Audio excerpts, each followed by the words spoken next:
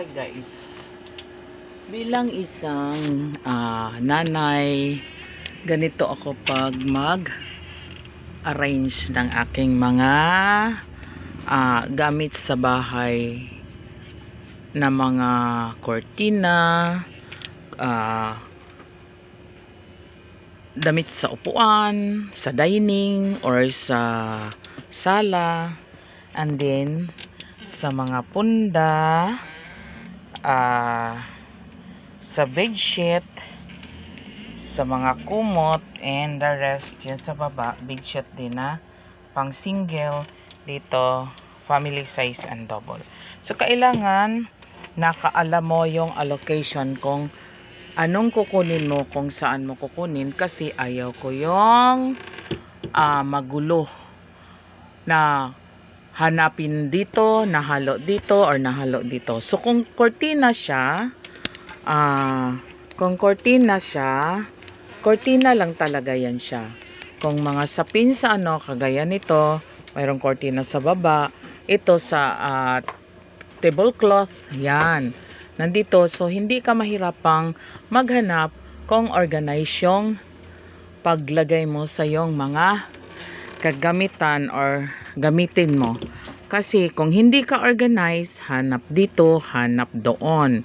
So ganun ako. So ito yung mga punda ko. Punda lang yan siya. Either yung sa hotdog, kasi memorize ko na yung mga punda ko sa hotdog.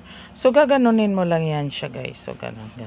So ayoko yung magulo. Kaya nakatupi siya na maayos guys. Ayan. Tapos yung mga extra kung ano nasa baba na alam ko kung saan ko siya hanapin.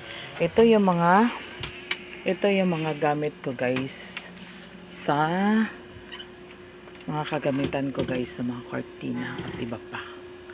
Okay, hindi siya halo-halo kasi kapag halo-halo, ayun, maghahanap ka kung saan na.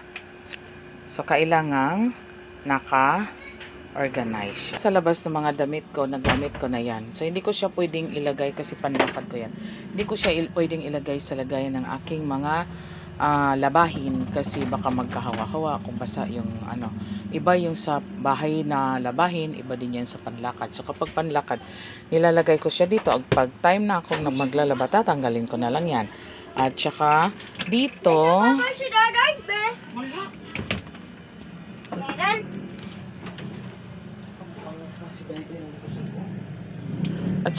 guys, yan yung mga damit ko na nakahanger. Dito ko nilalagay, damit naming dalawang mag-asawa. Dito ko siya, ayan.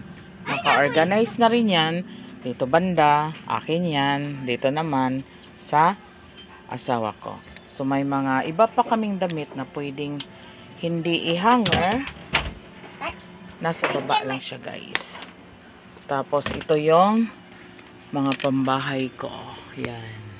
Diyan siya nakalagay at nakatupi yan siya guys na maayos na pagkuha ko. Maayos din yung pagkuha. So, ganyan yung ko sa aayos ng aking mga gamit para kapag maghanap ka, madali mo lang siyang hanapin kung saan siya banda dahil alam mo, nakaayos siya ng maayos. So, kapag kami ng mga nakatupi na, bukod-bukod na yan guys, ganyan, ayan. So i-segregate ko na lang dyan, kapag damit na, kapag duster, o di duster, kapag t-shirt, kapag short, iba din naman yung lagayan ko ng mga panty or mga underwear. Iba yung mga lagayan namin ng underwear kasi kanya-kanya kaming para hindi rin maghalo-halo. So itong portion, ito yung mga lagay namin ng underwear. Itong portion na to sa aking asawa. Ito naman yung mga underwear ko. Ito yung mga bra ko. At tsaka cycling short. At ito naman yung mga bimpo namin. So, kapag may lakaran, madali lang akong makahugot kung ano yung dapat dalhin kasi ganun nga, naka-organize siya lahat. So, thank you guys for watching at sana may matutunan ng iba kung paano aayusin ang mga bagay-bagay kasi itong Orocan na to guys, ito yan din yung lagayin ko ng mga shorts. So, kung gusto kong mag-shorts, so dito ko lang siya hahanapin. So, ganun guys. Sana may matutunan kayo sa aking mga pinapakita. So, thank you for watching guys.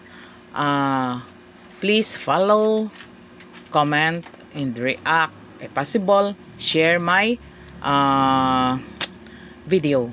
Thank you, and bye. God bless.